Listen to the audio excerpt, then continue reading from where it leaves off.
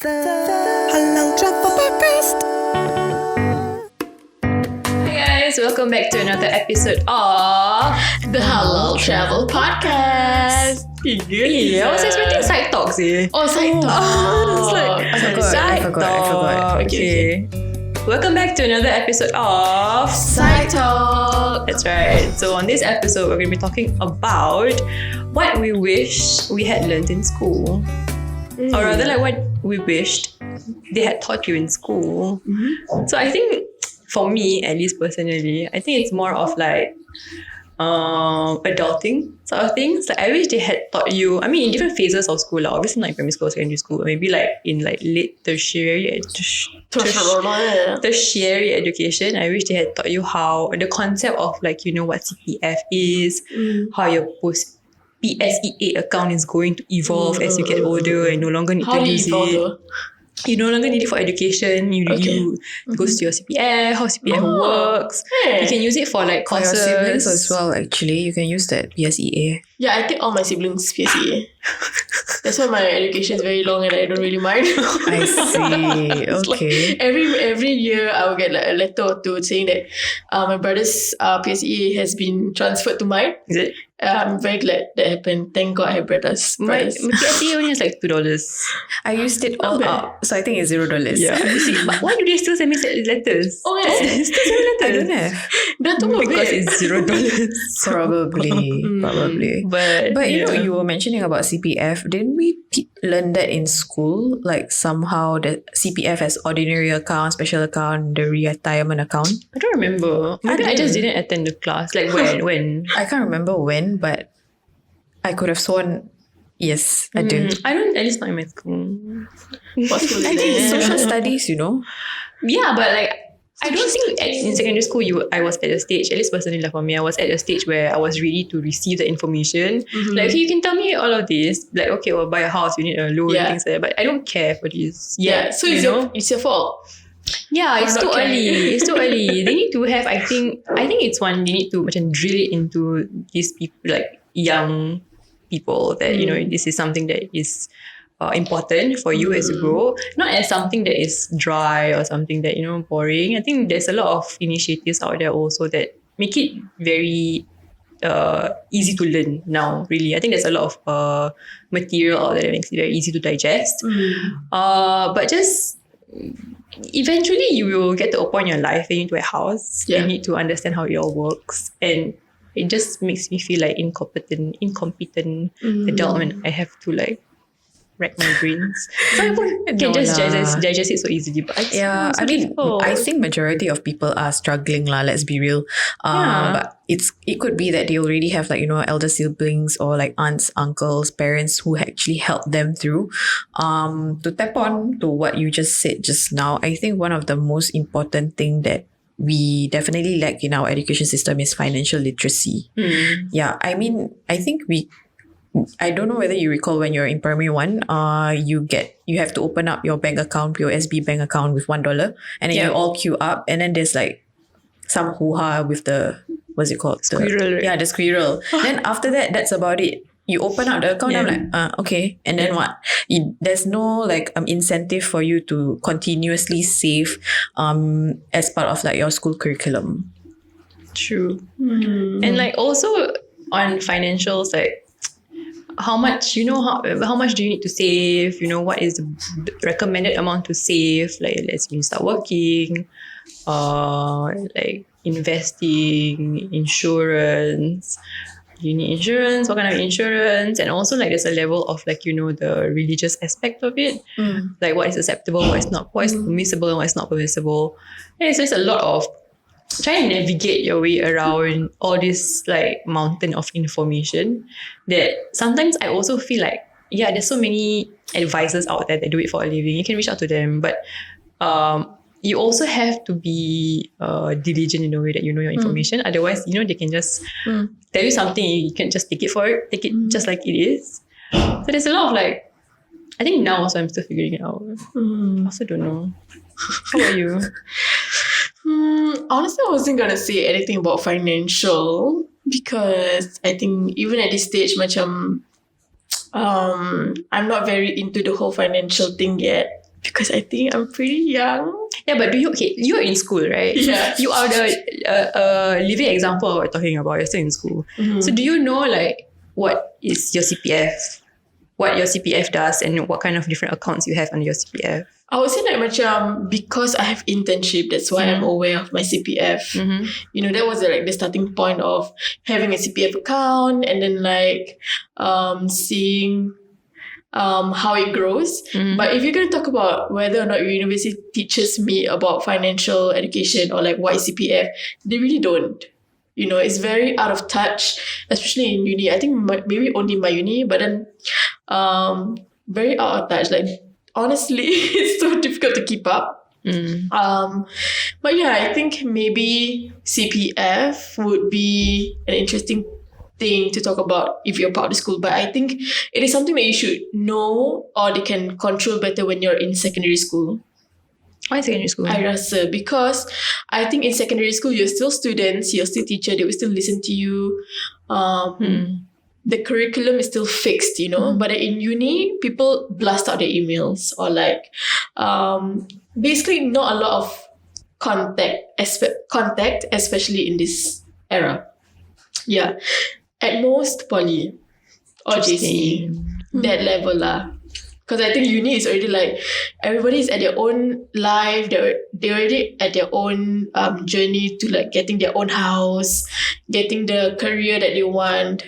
Yeah, I think it's too late by the time it gets to uni. Yeah, that's true. I have some classmates last time in uni that they already have a house and they just got to school, or like those who are actually buying their BTO, so by then it's already too late lah. I think the latest I would say it's probably like during your early tertiary education, poly, JC and whatnot. Poly I think is. I mean, I think it's something similar to, you know, you have your career foundations classes, that workshops that are compulsory. It could be something like that as well. Yes. But beyond just financial, do you have anything else? I feel like this, we can just like pop in a link down below. Go on to income.sg for more information. Sponsored. Nah. Sponsored. Kita not by the government. Kita pun still trying to figure things out. She's basically talking about her life issues. It's real. Yeah. For me, I wish it taught me about. Honestly, I'm very honest. Like, I'm a very strong lover of my past schools. Okay. I always feel like my secondary school, my primary school always have like such a big part in my life in like where I'm at today. So I honestly don't have anything bad to say. But I do wish that in the past, people would tell me like ITE, Poly and JC are not your only options. You know, like I know there are other options, but then get the students excited about like work-study programs, or what's this like the one that you go overseas to do a job but you also travel? Work and study, I think. Overseas. The one that Ellie Queen was a part of. Work and study, yeah. Work and study, yeah. Dia tak study. Work and work exchange program? No. Anyways. Being a digital nomad? No, she had a term. Basically, it's like traveling to Australia, for example, and then working at their farms or like the summer camps. Okay. And then everything is taken care of. So get the students excited about these kind of things. People would work towards it, I rasa. And like, not everyone wants to be a doctor, not everyone wants to be a lawyer. People think that that's the best life career plans, but actually it can be something that you like an animation designer or like a camera person. Different things lah, I think. So I think it needs to be more broad. I think everybody needs to know that there are more than one way of life. Cheers. Brought to you by government. Tazkira jadi.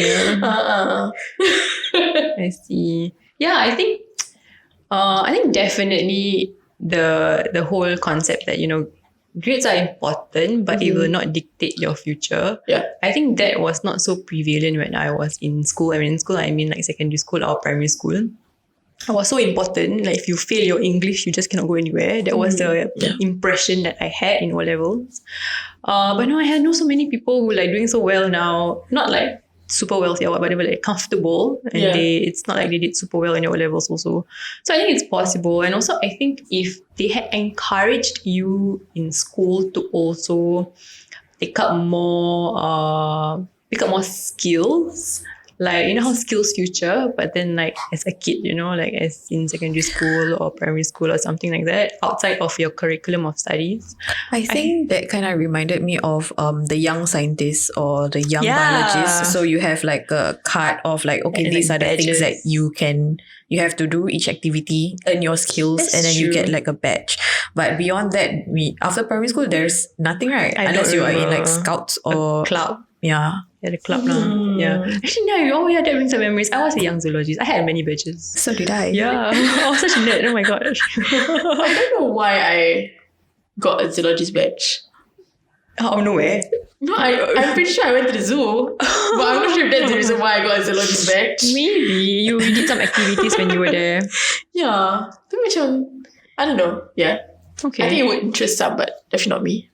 Talking about like school and like the scoring system, do you know about the new PSLE scoring system? I'm very out of touch. Please enlighten me. I still don't know. I'm reading it now. Oh my gosh. Our time is what? Just numbers, right? Without Ben A, B, C, D. Ben 1A, Mine Ben don't have 1. Ben. Huh? Tak ada Ben. What you use? Oh. Bandage? How you score you? You mean you didn't have EM1, EM2, No, EM3? I didn't. So, okay, when did you get your Ben? Like in primary 5 or in PSLE? Primary 6 lah. Primary 6 kan? So ours is Primary not... 6 is PSLE is primary school living education. Yeah. So the exam that you take in primary 6 when you want to go secondary school. You mean bending as in like the streaming thingy, is it? Isn't it P? There are different things. Like as far as I know, bends will segregate the students when they are in P5, P6.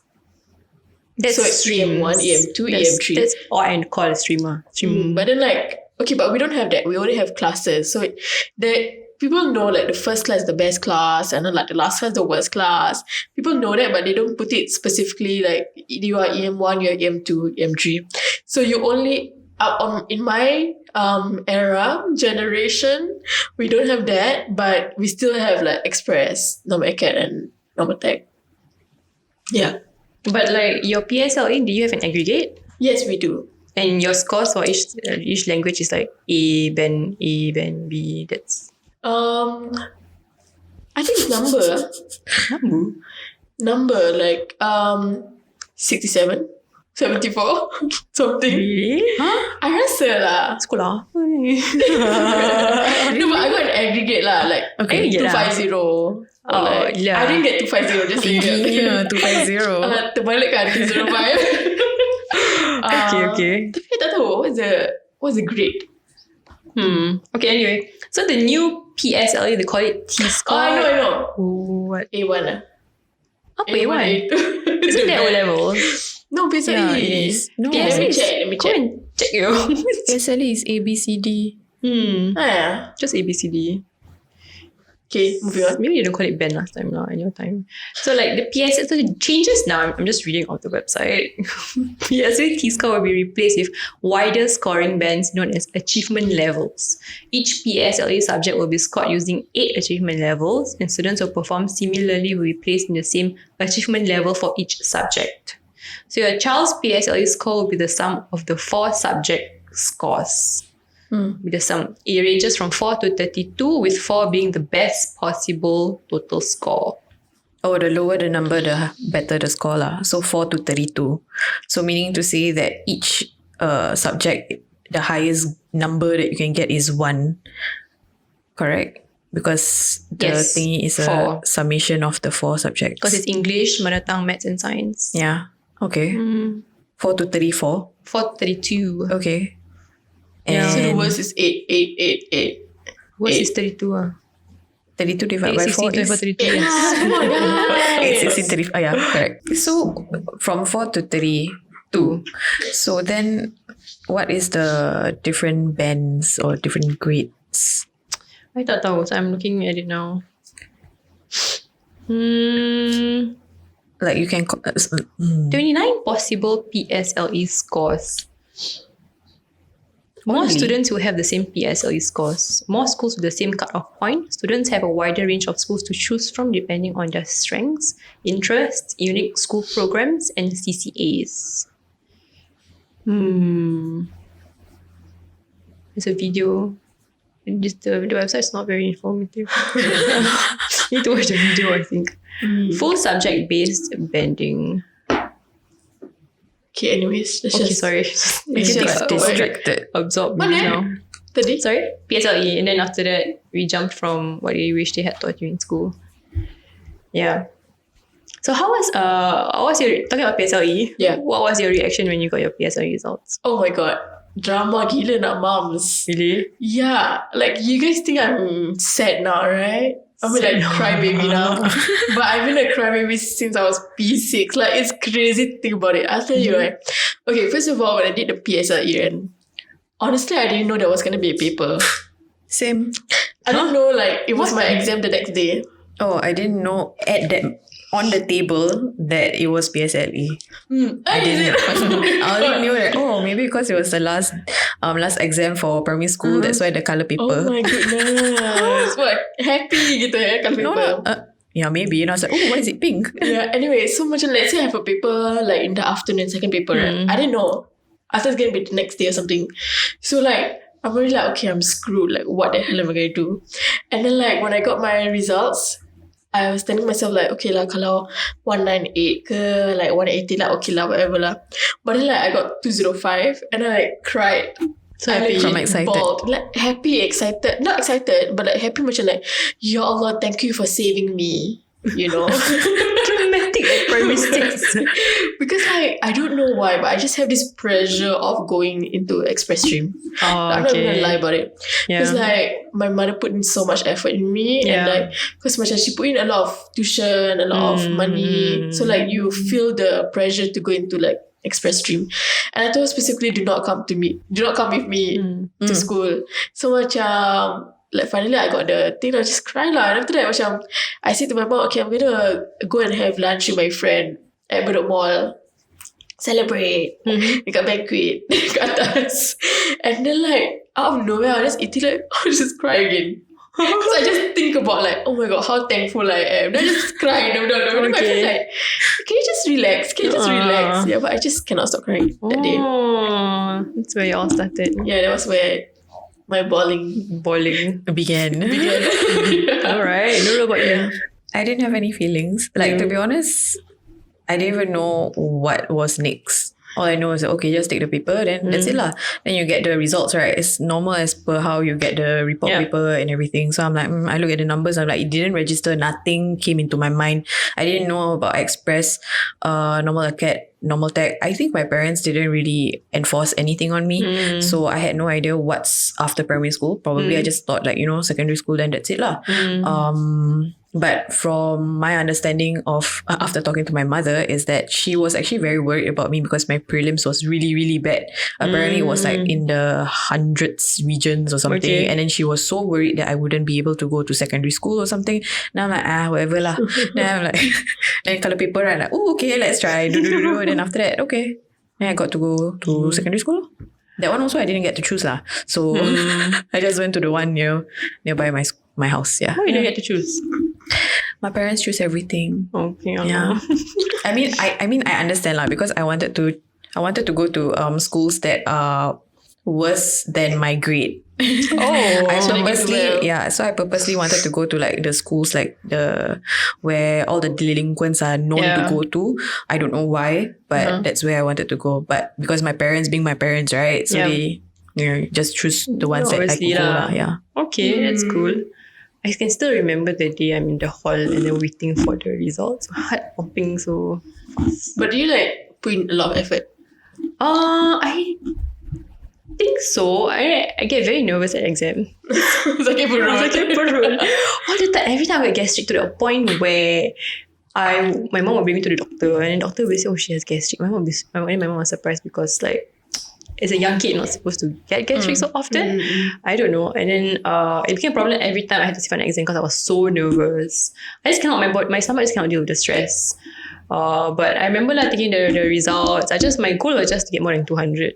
Yeah. And I did, and then my mom was there. She was so happy. It was so I can remember that moment so vividly because she was at the hall, and then I got my results, and then I saw 200. And then she really was like waiting there with her arms open. I was like, oh yeah, kan? Then I was like running. She never really hugged me in public before. So I was like, oh, she very happy for me. But the school that I got in was my last choice lah. Because all the higher ones. Yeah, unlike you, okay. I wanted to go into like, I overestimated myself. I wanted to go to the all better schools. But do you choose it after your getting result or before? After Kan? So why do you still put the... Because sometimes you can. Sometimes if it's close, you can just put Try it. your chance. Yeah, and then or appeal. But it's okay. The school that I got into, I did not like it at all in the first year, but it's a good school now. Pretty okay school. Okay, now we just went on all the way to PSLE from what we wish they taught you in school. One thing I got, my ustad told me is that whenever you get a result, you see a result, terus balik. Honestly, I thank him for that because like once you sit down and see everyone else crying and like freaking out about the result, you feel the stress, you know, like you don't have anything to do, just balik lah. You know, yeah. Bukan pergi Bedok Mall. Bukan lah. Ini masa secondary school, bukan primary school. But yeah, I think I really like that. Yeah, the tip also applies to after exam. Don't linger around, just balik. If not, you'll be like, hey, what's your answer? Hey, I got it wrong. Alamak. Yeah, then you start calculating how many marks you missed, right? Then see whether you pass or not. Then you're just like overthinking. Yeah. I don't like that. What? That whole like, comparing answers. Oh, yeah. Thing. You know? Just, No. The worst is when your POA paper cannot balance. Do you take POA? No. POA? No. Oh, it's just me. It wasn't, I don't, yeah, no. Not offered in my school yet. Yeah. Anyways. Okay lah, we're gonna end it here. Yeah, betul. Kan macam mana ya? Okay guys, so I think we all know that there's always more than one choice and your aggregate now doesn't always determine your future. So I don't know who is this going out to, whether you're listening like as a PSLE person or like a younger person. Yeah. But I really don't think it's the time to stress. Yeah, and I think like yes, like academics are really important, like to a certain extent as well. But like I guess these are some of our like opinions on what we had wished we were equipped with before we entered like the working world and like entered the world of responsibilities. To a certain extent, yes, you have to also kind of do your own research lah. But I think if we had some sort of education in school, a little bit, it could prepare us a little bit. Yes, and I think a parent's support is very important. Okay. Also Google. Yes. Thank you, Google. Okay, all right. That's the end of this episode. Okay, all right. Cepat. All right. Thank you guys for staying tuned. I'll catch you on the next Side Talk episode. Till then, bye-bye. Bye. Annyeong, welcome to Jeju, South Korea, the island of beautiful nature, the best beaches, and home to some of the most scenic road trips. Indulge in only the best classic and halal Korean food scene, and enjoy the laid-back lifestyle here on this island. Get your legs ready to hike up the Songsan Ilchulbong to see the amazing view of this little town, and maybe say hello to the Henyo, the majestic female divers right by the ocean. And one thing you can never miss on this island is the $1 million sunset at Depo Chisang Jolly Cliff. All of that right here in Jeju, South Korea. Alright guys, thanks for listening. So we'll see you on the next episode. Don't forget to give us a shout out on anchor.fm/The Halal Travel Podcast. Your voice message could be featured in our next episode. Yep, and if you have any advertising and collaboration opportunities, contact us at info@halaltrip.com. That's info@halaltrip.com. Also, don't forget to follow us on our Instagram, Facebook, and Twitter at Halal Trip. We're also now on Telegram and TikTok. Until next time, get inspired, go and inspire others.